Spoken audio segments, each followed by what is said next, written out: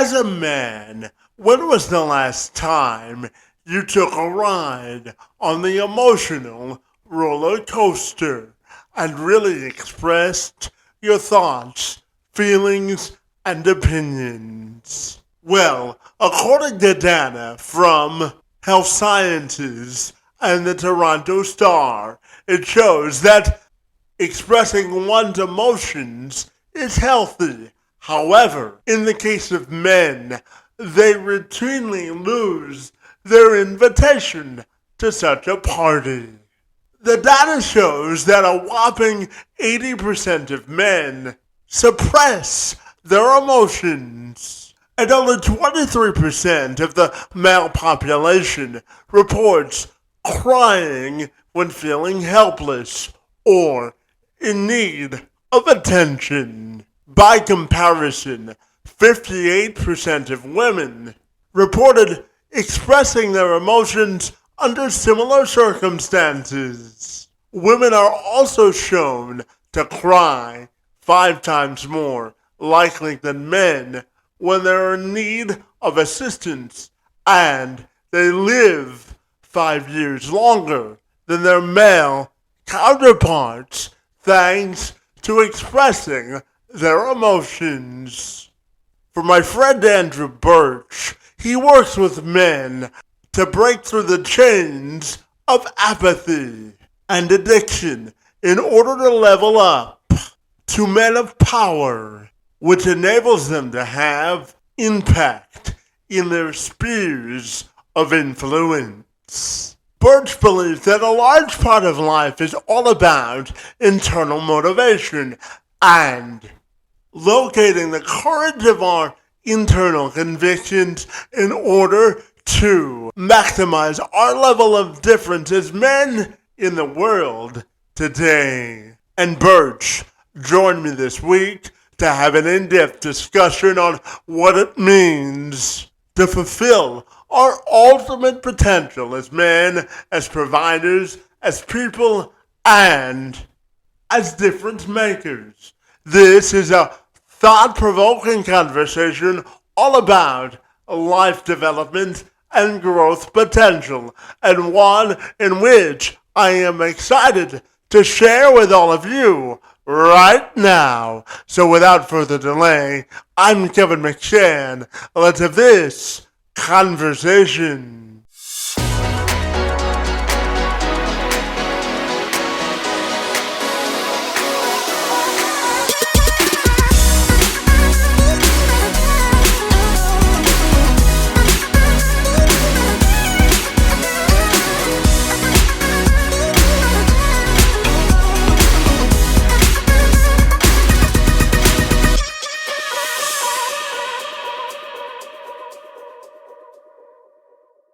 Drew, if you're ready, I'll take a moment to welcome you to the program, and I'm super excited to learn how to help men level up in both their personal and professional life, my friend. Great to see you today, and thank you so very much for being here.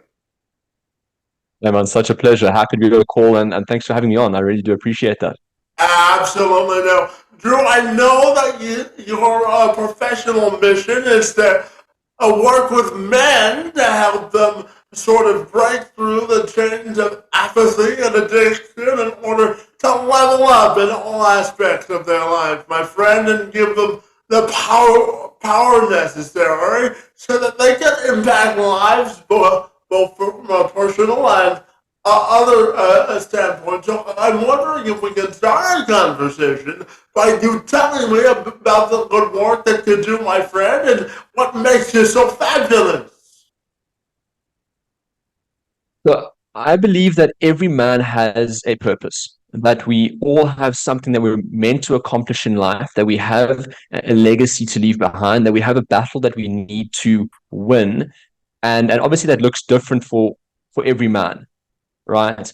But before a man can be effective in fulfilling his purpose, before he can become effective enough to conquer the ground that he must conquer, he first needs to conquer himself. And today I find that most guys are held back by either apathy or addiction. So apathy is a lack of interest in life. It's a lack of routines, a lack of discipline, a lack of competence, and then ultimately a lack of confidence, right? And then you have your addictions, all the classics. And I think almost all of us are hooked by at least a couple of them, and we'd rather not acknowledge them than have to turn around and take them on, right? And so I work with men to help them to level up and to become who they need to be to do what they are created and called to do. Yeah, Andrew, I'm fascinated to ask you about the idea of helping men build a social understanding of capital in life. And what I mean by that is, most men are either hesitant or ashamed to get emotional in life. And, I believe that emotion can be used as a sort of superpower to understand the world at large. So tell me about the importance of men really developing that social and emotional capital. And how important do you think that is?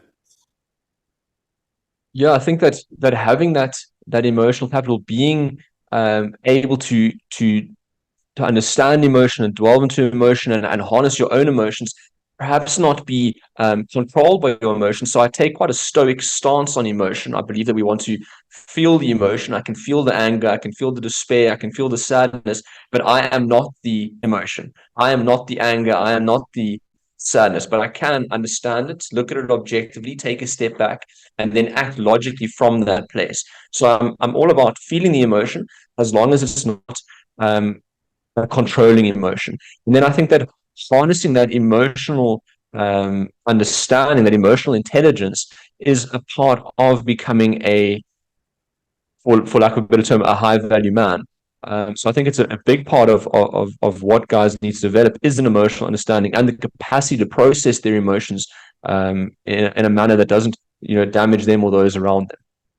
Yeah, absolutely. And, Drew, I'm wondering your thoughts on the idea of leadership when it comes to men. Because, oftentimes men are the heads of their households and they're dealing with all of this sort of mental uh, energy to perform in terms of providing for the households that they lead. So I'm curious, how do you look at a man's role in terms of masculinity, in terms of the traditional and non-traditional roles of a man? Because, it's changing nowadays, isn't it?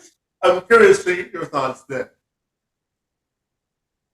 So I know in Canada you guys have got a far more liberal take on it nowadays. If anything that I hear from Trudeau seems to be the standard, I do take a slightly more traditional understanding of a man's role. I do think that men bear the responsibility of being protector and provider to a massive extent. I think that um, the way that society has been cultured and manufactured and driven has started to remove a lot of um, what that responsibility used to be. And I don't think that it's been to the benefit of both men and women. And so all that I can do is to try and make men as strong and ready to fulfill what I believe to be their roles in life, um, so that they can then partner with somebody who wants to be the other end of that equation. Uh, yeah, I think that's a good summation of my thoughts on that. Yeah, absolutely. And Drew, I know one of the mottos that you live by is to become a higher value. And I'm curious, what does that mean to you to become high value? What does that mean to you, my friend? So the term high value, I use high value because it's an easy roll off the tongue. But I think what most people mistake it to mean is that it's what the man owns or what he can do for himself, and that's not what I mean by high value.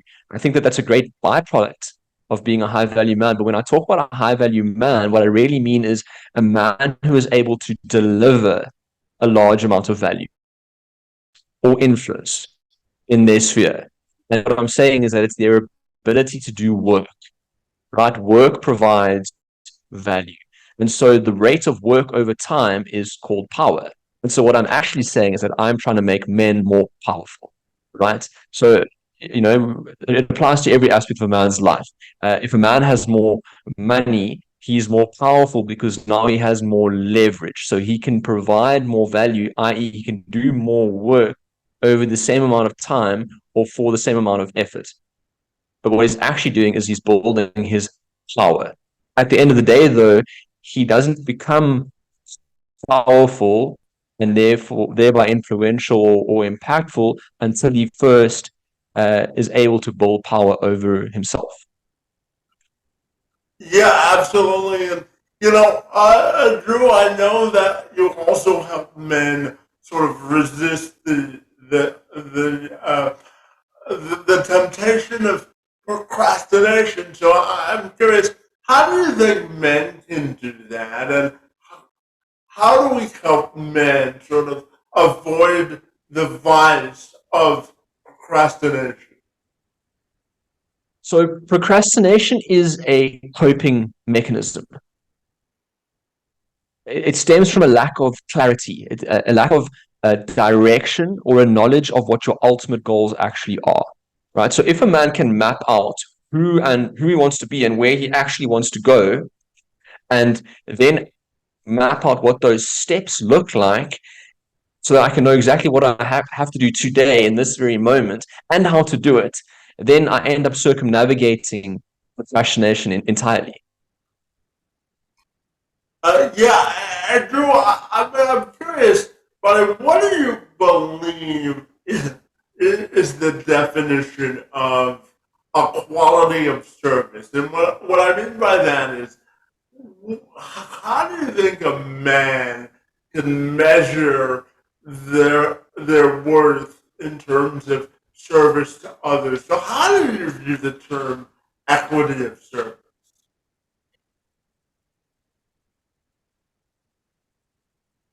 That's an interesting one because I think for different men, it's going to look differently. We don't all have the same lives.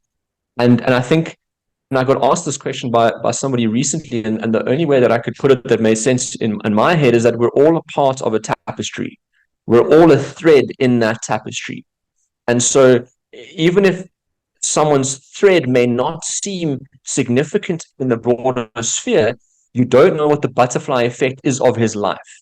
One man can make the right move and be kind to somebody in the right moment that could change their whole life, and they could go on to change somebody else's whole life. And so just because the guy isn't donating $1 million to a charity doesn't mean that he's not having an immense impact down the line. And so we don't always see the initial impact, but I think as soon as a man is looking to make any kind of impact into a purpose greater than himself, he's on the right path and moving in the right direction.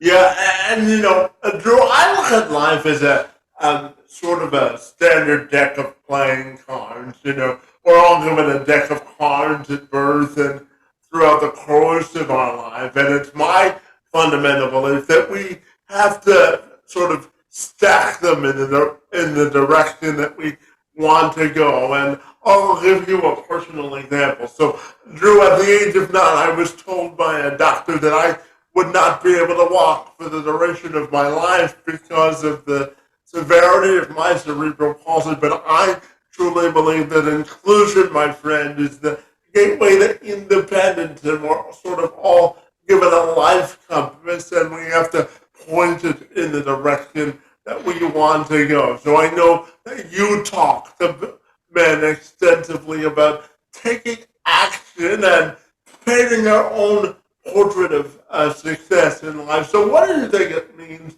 for a man to really take life by the bull by the horns and really paint that individual and ultimately, hopefully, that collective picture of success? So I think that that's a very good question, and I was smiling earlier. I don't know if you noticed, but I was smiling because what you said about having a deck of cards, that we get given a hand of cards, and that we have to then play that cards. We don't have a choice of the cards that we're dealt. We just have to then play that cards to the best of our abilities. Is one of the first things that I say when I am giving a talk. I think that is a fantastic way to put life, and that is the case. We're handed this deck of cards. We don't get to choose it, and then we have to play the best hand that we can play. And like you say, in the direction that we would want to go. And I think it's good to establish where you do want to go. The first thing that needs to happen, though, and it's probably one of the hardest hitting statements that you can make to a guy, is that nobody is coming to do it for you.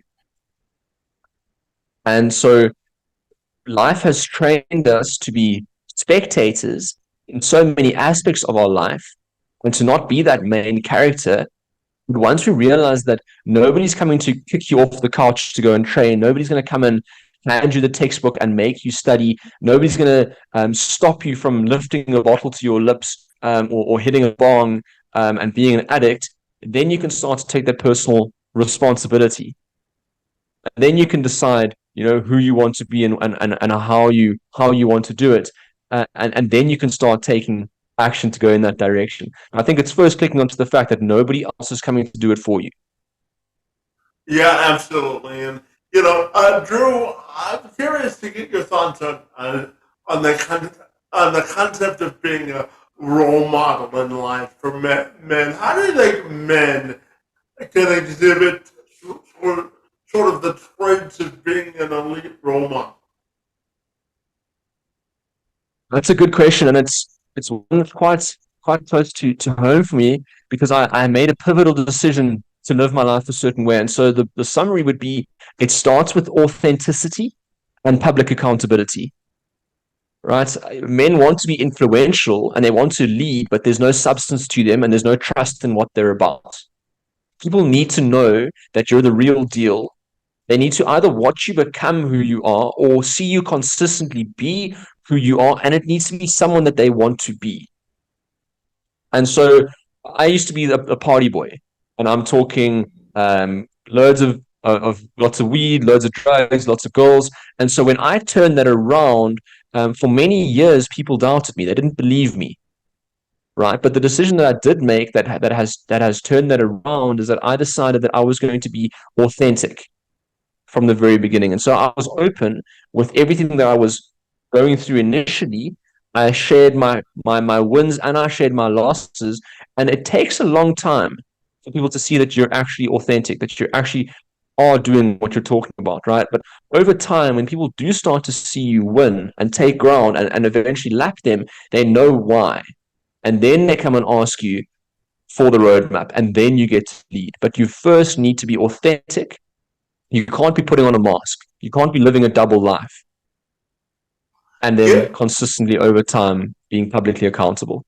yeah, and you bring up the idea of being accountable. So let's dive into accountability more further. And I'm curious, how do you think accountability and consistency are interconnected? What are your thoughts there? So when I talk about accountability, there are two ways that I go about it. So I have groups, private community groups that are the kind of the pillars and the structure of the coaching community that I run. And so those guys keep each other accountable to certain actions they have to take every day and to staying clean of the substances that they're trying to rid themselves of. And then the other way that I stay accountable is I make public declaration. I share to my social media what I'm doing. And I will make a commitment saying the next 100 days, I'm doing the 100 Club Challenge. And my vices that I'm giving up are processed sugar and caffeine. I started 4 days ago on my next 100 Club. And when I mess up, I'll tell the whole world as well. I'll say, hey guys, I messed up. I'm starting again. I messed up twice on my last 100 Club Challenge. But because I tell you that I mess up, you know that am about what I tell you I'm about. And so that's what I mean by accountability. Yeah, and, I want to drill down, Drew, just for a moment on the idea of the concept of excellence, because that's a word that can have a different meaning for different people. But I'm wondering if there are any fundamental principles of understanding that come to mind when we talk about the word excellence and how it can be individually defined for so many different people. So on the one hand, I think that how you do one thing is how you do everything. Is the first thing I would say, is to make it a lifestyle rather than a an isolated attempt at certain things that have your attention and focus, rather to do life at a level of excellence. The next thing that I would say, and there's a saying that comes to mind, it's a quote by Jocko Willing, and he says, discipline equals freedom. And so I think in pursuing excellence, we first have to be disciplined enough to have the freedom over ourselves, right? And then once you have that freedom over yourself, you can then start to deliver excellent work.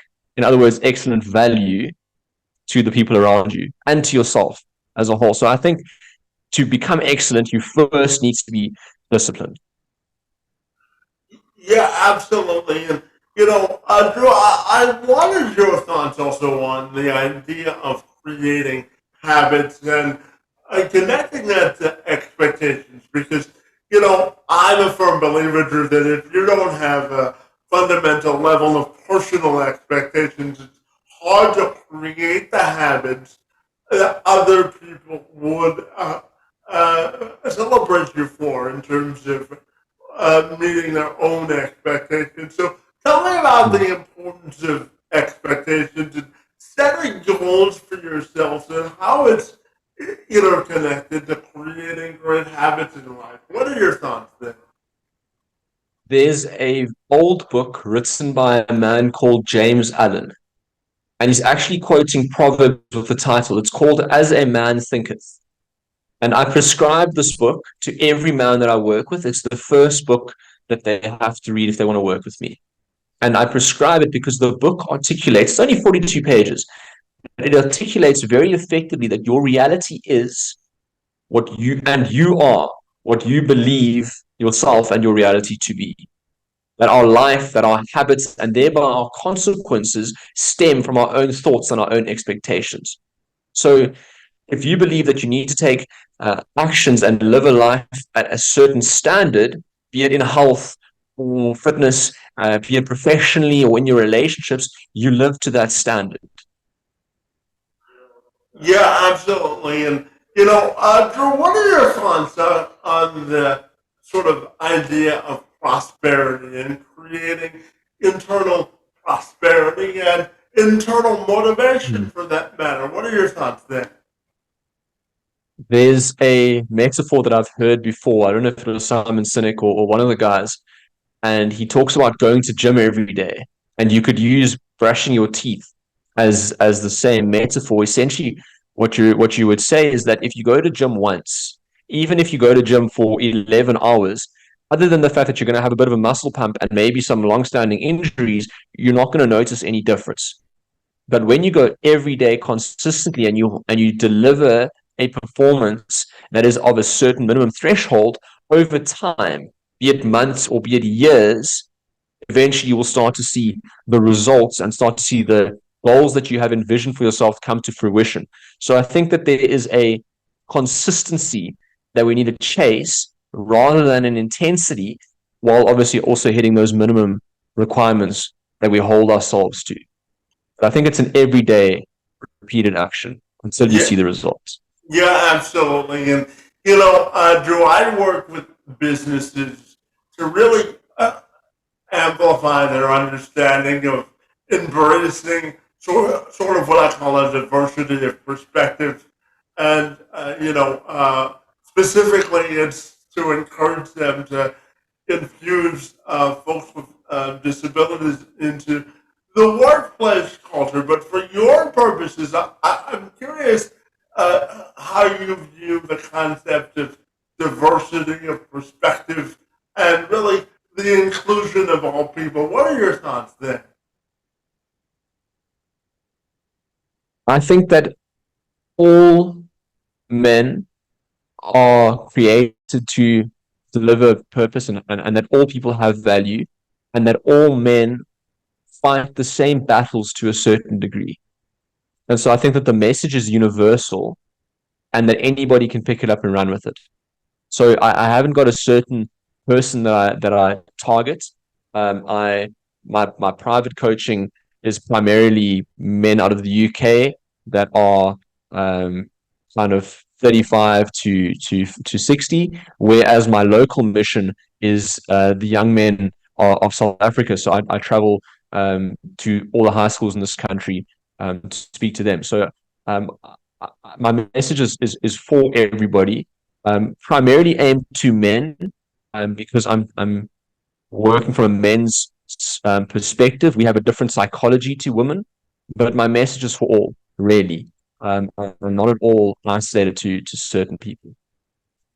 Yeah, absolutely. And, achieving goals and aspirations is a mindset of both consistency and of purpose. So when we look at achieving goals and aspirations, I'm curious to understand your fundamental sort of view on sort of the mental and emotional fortitude it'll take to achieve both goals and aspirations. What are your thoughts there? So mental fortitude is an interesting one to me because I didn't grow up a very strong man mentally. I wasn't born a strong man. I was a very timid child. I was a liar and a bit of a coward, if I had to view myself objectively. And I was blessed with a very strong father, who carries the weight of the world on his shoulders and walks easily with a smile on his face. And over time, I have been able to emulate that. And through my own coming of age and my own trials, my own exercises, have eventually been able to build that into myself. So I think that it's something that we can develop. I think that it's something that we have to develop, and it's one of the first aspects of our program is helping men develop that mental toughness. I think one of the easiest ways we can go about developing a mental toughness is to do things that are difficult. And so that can vary from doing a water fast, not eating for a couple of days, or doing an ice bath, or doing exercise. I host an event called Goggins Challenge. We run 4 miles every 4 hours for 48 hours, which is about 77 kilometers over that 2 days. And the whole point of that event is essentially a misogi, which is a Japanese term for doing something hard once a year that sets your mind with fortitude due to the fact that you have accomplished this very hard thing in the months before you. It's essentially, as Goggins says, putting a cookie in the cookie jar, so that when life throws its inevitable curveballs at you, which life always does, the hardships always come at us through life, right? That we can look back and say, I did that hard thing, therefore I can do this hard thing. And so it's important to build mental fortitude. I think one of the easiest ways that we can do it is to do it voluntarily, out of our own will, and to consciously look for hard things to do to build our mental fortitude. Yeah, Andrew, I'm wondering your sort of stance on vulnerability, because I believe that vulnerability can be used as a secret power for success. So tell me about a moment of vulnerability in your own life and why you think vulnerability is important in the journey for men to really establish the best versions of themselves. That's a great question, and my answer is twofold. On the one hand, I would throw it back to talking about being authentic and open. And the consequence of that is that when you share your real life story and what you're struggling with and what you've gone through to get where you're at, there are always going to be other people out there that are going to see that and take strength from it and take direction from it. So, on the one hand, I think it's very important to be open and authentic and thereby vulnerable.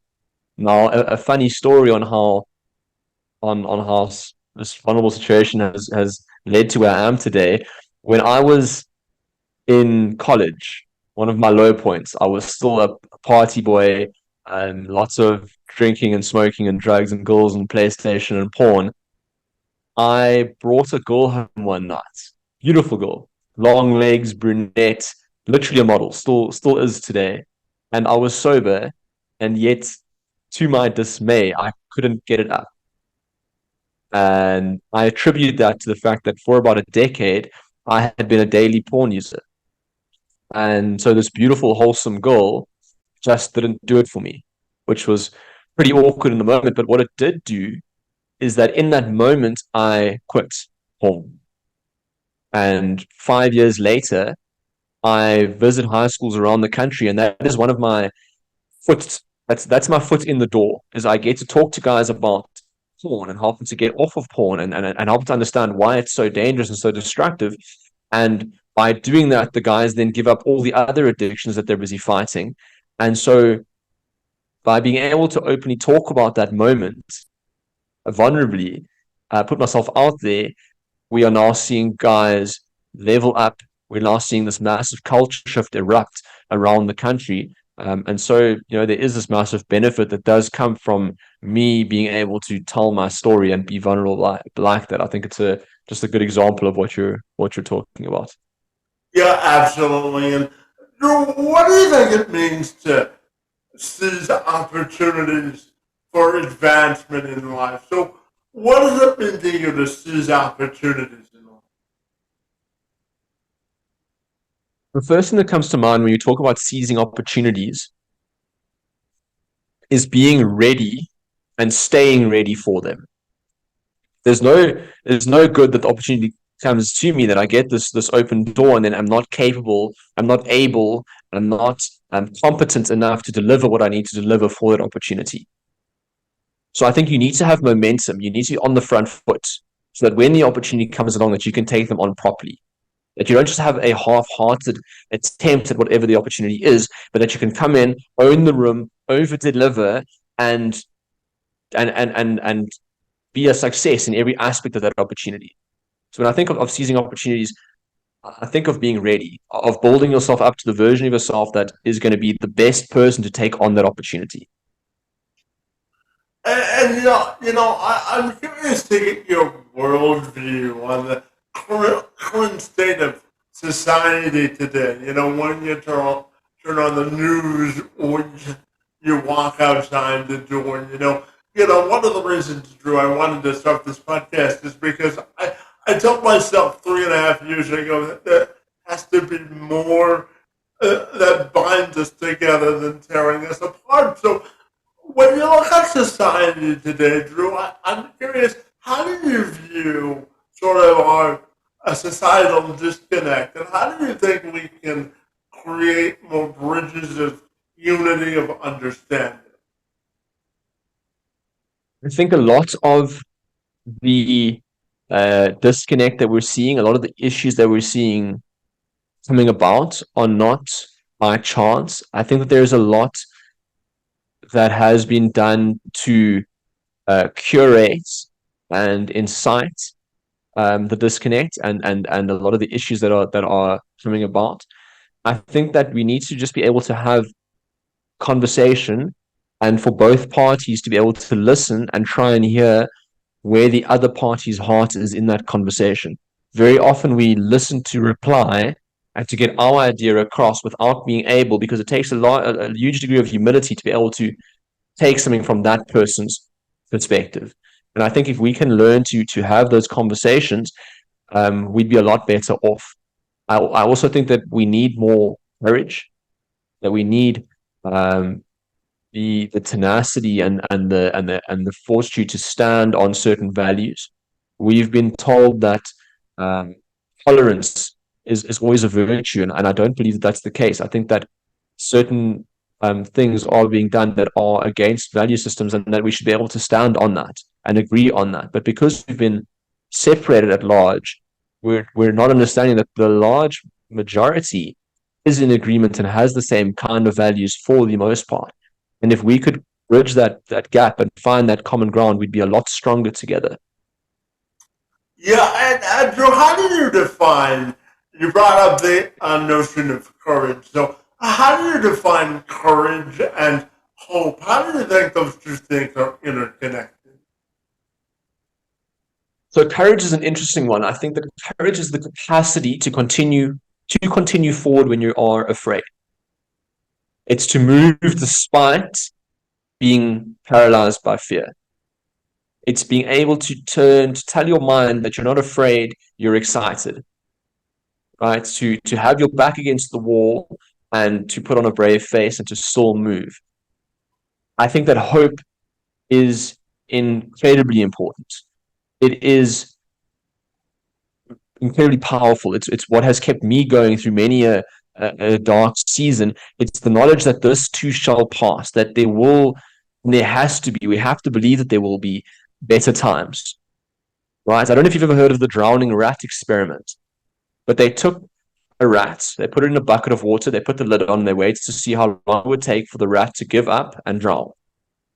Then they took another rat, put it in a bucket, but after 5 minutes, they took the rat out. They rescued the rat. Then they put the rat back in the water, put the lid back on. And what they found is that that rat outswam the first rat by many multiples of time because he had a hope that he would be, if he could hold on just a little bit longer, that he would be pulled out again. And that's the power of hope, is it keeps us going for that little bit longer every time. Yeah, and, Drew, my final question for you today has to do with legacy, my friend, and how you view your personal and professional legacy and how you want that to be defined. I think this is your most profound question out of any of them today, and it's one that I don't take lightly, and it's something that I've asked myself many times before. My biggest fear is that I would get to the end of my life and meet the man that I was supposed to be. That's something that keeps me up at night, is that I might not amount to who I was made to be. The answer then to your question is that I want to be known as a man of substance who would lead and influence the men of my generation and the next to be protectors and providers, to be the strong pillars of society that they're needed to be for the times ahead of us, because I don't think we're moving into any easier times. And then I want to be the light on a hill in the times that are coming, because I think there are dark times coming. I want to speak truth and love. And ultimately, I want to lead people to God through Christ, who is our salvation. Yeah, absolutely. And finally, Drew, tell me if people want to get connected with you, buddy, what's the best way they can do that? You can find me on Instagram. Primarily, it's my main platform at busterat.today. And then you can find me online. My website is the same, busterat.today. Fantastic. Well, Drew, I really want to thank you for the work that you do in men's mental health, and for really bringing a forward and interesting and innovative way to help men reach the fullest heights of their own potential. My friend, your work in the space and time on my behalf today is most appreciated, and I want to thank you for being here. Thanks, Kevin. I appreciate you having me. Keep up the work, and I hope to get to chat to you again one day.